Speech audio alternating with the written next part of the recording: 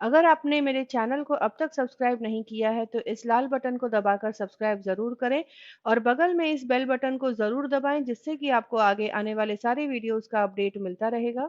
Noodles की हम कई प्रकार की वैरायटीज़ जानते हैं, उसे घर पर बनाते हैं, सबको नूडल्स बहुत पसंद भी आता है। तो इसी तरह से आज मैं लेकर आई हूँ नूडल्स की दो और अलग वैरायटी। ये है अमेरिकन चॉपसुई और चाइनीज़ चॉपसुई की रेसिपी। तो चलिए इसे बनाना शुरू करते हैं। इस चॉपसुई रेसिपी को बनाने के लिए हक्का नूडल्स को मैंने पहले ही उबाल कर रखा था। पूरा नहीं पकाना है नूडल्स को, बस खौलते पानी में 5 मिनट इसे उबाल लें, यानी आधा पका हो। उसके बाद इसको निकाल कर ठंडे पानी से धो लें और उसके बाद 1 से 2 चम्मच तेल डालकर अच्छे से मिक्स कर लें, तो इस तरह से नूडल्स चिपकेंगे नहीं। अब यहाँ पर मैंने नूडल्स को गरम तेल में डालना शुरू किया है और चारों तरफ से अच्छे से फैलाकर इसे कुरकुरा होने तक फ्राई कर लेना है। तो जिस तरह से मैं नूडल्स को तेल में डाल रही हूँ, बिल्कुल उसी तरह से हर तरफ से नूडल्स को अच्छे से फैलाकर कुरकुरा होने तक, यानी कि हल्का सुनहरा रंग आ जाए तब तक इसे पका लेना है, फ्राई कर लेना है। आंच को मैंने धीमे फ्लेम पर रखा हुआ है ताकि नूडल्स अच्छे से फ्राई हो जाए। तेज़ आंच पर अगर आप नूडल्स को फ्राई करेंगे तो भले नूडल्स का रंग बदल जाए, लेकिन ये उतने कुरकुरे नहीं हो पाएंगे, अंदर से बिल्कुल नरम रह जाएंगे। इसीलिए धीमी आंच पर इसे धीरे धीरे फ्राई करें। तले की तरफ से जैसे ही नूडल्स कुरकुरे होने लगेंगे, इसे पलटकर दूसरी तरफ से भी फ्राई कर लेना है। तो एकदम हल्के हाथों से मैंने यहाँ पर 2 स्पैचुला यूज़ किया है, पलटकर दूसरी तरफ से भी फ्राई कर लूँगी और हल्का सुनहरा रंग आने तक फ्राई कर लेना है। ये जो भूरे रंग का आप नूडल्स देख रहे हैं, ये एक्चुअली जो पहला बैच मैंने फ्राई किया था वो इस बैच में चिपक गए हैं, तो घबराने की बात नहीं है, नूडल्स एकदम अच्छे से फ्राई हो जाते हैं। धीमी आंच पर नूडल्स 7 से 8 मिनट में अच्छे से फ्राई हो जाएंगे। यहाँ पर अब मैंने कढ़ाई ले लिया है, इसमें मैं डाल दूंगी 2 से 3 बड़े चम्मच तेल। बहुत ज़्यादा तेल न डालें, नहीं तो जो सॉस बनेगा उसके ऊपर तेल की परत दिखने लगेगी। इसके बाद इसमें मैं डाल दूंगी 1 बड़ा चम्मच दरदरा कूटा हुआ लहसुन और 1 बड़ा चम्मच कद्दूकस किया हुआ अदरक। इनको थोड़ा सा भून लें। उसके बाद इसमें मैं डाल दूंगी 2 मीडियम साइज़ का प्याज पतले स्लाइसेस में काट कर। यहाँ पर मैं दोनों रेसिपीज़ के लिए सब्जियों को एक ही साथ भून लूँगी। उसके बाद दो हिस्सों में डिवाइड करके रेसिपी के हिसाब से जो सॉसेस पड़ती हैं उन्हें डालकर इस रेसिपी को बनाऊंगी। तो इस तरह से मेरा जो प्रोसेस है कम वक्त में पूरा हो जाएगा। और सही मानिए, इस टेक्निक से आप सबको अपने घर में पसंद के हिसाब से चॉपसुई बनाकर दे सकते हैं। अब यहाँ पर मैंने ले लिया है 3/4 कप एकदम पतले पतले गाजर काटकर, और इसी तरह से 1 कप के बराबर मैंने शिमला मिर्च यूज़ की है। यहाँ पर मैंने तीनों रंग की शिमला मिर्च यूज़ की है। आपको जो अवेलेबल हो आप उसे यूज़ करके भी इस डिश को बना सकते हैं। इन्हें थोड़ा भून लूँगी करीब 2 मिनट के लिए। इसके बाद 2 कप के बराबर इसमें मैं डाल दूँगी पतले स्लाइसेस में कटा हुआ पत्ता गोभी। उसे डालकर भी करीब 2 मिनट के लिए भून लेना है। तो यहाँ पर सब्जियाँ भूनकर तैयार हो जाए, उसके बाद इसे मैं 2 हिस्सों में डिवाइड कर लूँगी।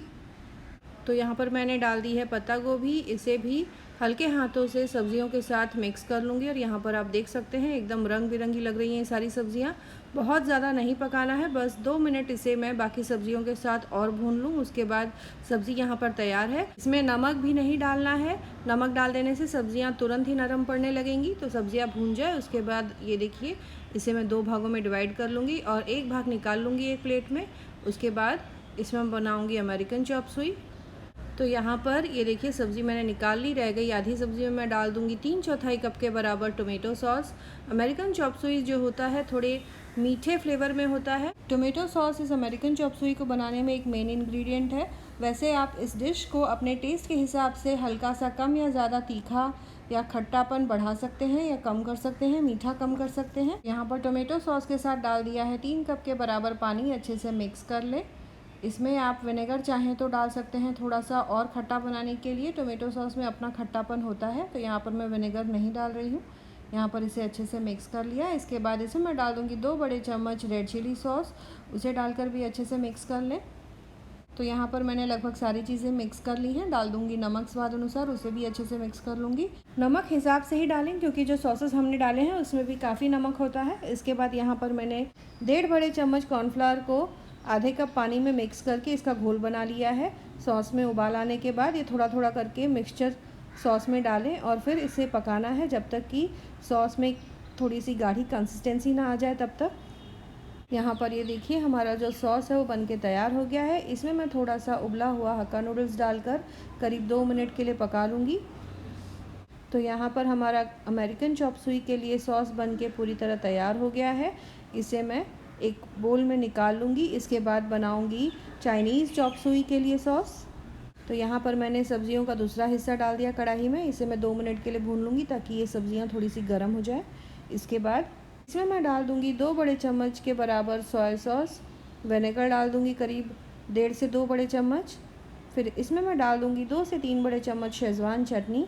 रेड चिली सॉस यहाँ डाल दिया है मैंने करीब 2 बड़े चम्मच।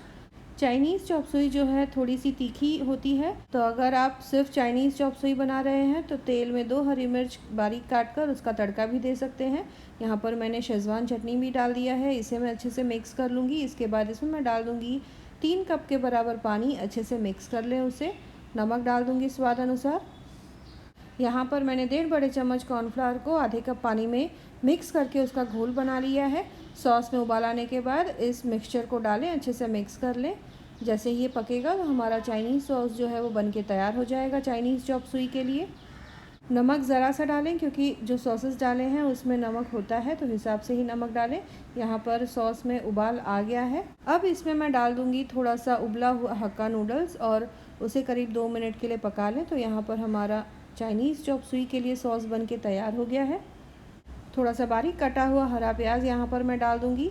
चाइनीज़ डिश बिना हरे प्याज के तो अधूरी है। थोड़ा सा बारीक कटा हुआ हरा प्याज आप चाहें तो अमेरिकन चॉपसुई में भी डाल सकते हैं। और अब इसे अच्छे से मिक्स कर लेना है। इसके बाद दोनों चॉपसुई की हम प्लेटिंग कर लेंगे। तो एक प्लेट में ले लिया है मैंने फ्राई किया हुआ हक्का नूडल्स। उसके ऊपर ये अमेरिकन चॉपसुई वाला सॉस डाल लूँगी। इस तरह से अच्छी मात्रा में डालें और इसके बाद ऊपर से थोड़ा सा हरा प्याज उससे गार्निश कर लूँगी। अब आप चाहें तो इसे ऐसे ही सर्व करें या एक हाफ़ फ्राई ऊपर से डालकर गार्निश कर लें, जिससे कि दिखने में बहुत अच्छा लगेगा और साथ ही साथ इसका टेस्ट भी बढ़ जाएगा। तो यहाँ पर मैंने एक फ्राइंग पैन ले लिया है। इसमें एक अंडा फोड़ के इस तरह से डाल दें और एकदम धीमी आंच पर इसे 2 मिनट के लिए पका लेना है। हल्का सा नमक डाल दूँगी ऊपर से और थोड़ा सा काली मिर्च का पाउडर डाल दूँगी बुरक कर। तो यहाँ पर ये हाफ़ फ्राई बन के तैयार हो गया है। आप चाहें तो इसे पलट के दूसरी तरफ से भी पका सकते हैं। तो यहाँ पर मैं इस सनी साइड आपको बिल्कुल इसी तरह से सर्व करूँगी। चॉपसुई के ऊपर इस तरह से हल्के हाथों से डालकर ये देखिए यहाँ पर सर्व कर लें। ऊपर से थोड़े से और हरे प्याज से गार्निश कर लूँगी। तो यहाँ पर अमेरिकन चॉपसुई बन के तैयार है। एक और हाफ़ फ्राई बनाकर चाइनीज़ चॉपसुई को भी सर्व कर लेना है। चाइनीज़ चॉपसुई को सर्व करने के लिए यहाँ पर मैंने फ्राई किया हुआ नूडल्स एक प्लेट में रख लिया है और उसके बाद ये जो चाइनीज़ चॉपसुई वाला सॉस बनाकर तैयार किया है इसे मैं डाल दूँगी। अच्छी मात्रा में इस नूडल्स के ऊपर इसे डालें। फिर ऊपर से इस हाफ़ फ्राई को डालकर इस तरह से गार्निश कर लें। थोड़े से बारीक कटे हुए हरे प्याज से इसे गार्निश कर लें। तो यहाँ पर हमारा चाइनीज़ चॉपसुई बनके तैयार है। तो ये देखिए एकदम झटपट तरीके से मैंने आपको 2 तरह की चॉपसुई यानी कि अमेरिकन चॉपसुई और चाइनीज़ चॉपसुई बनाने की रेसिपी बताई है। आप इन रेसिपीज़ को घर पर ज़रूर ट्राई करें और कमेंट करें अपने एक्सपीरियंस के बारे में। अपने दोस्तों और रिश्तेदारों के साथ भी इस रेसिपी को ज़रूर शेयर करें। मिलते हैं अगले एपिसोड में इसी तरह से एक और नई टेस्टी रेसिपी के साथ।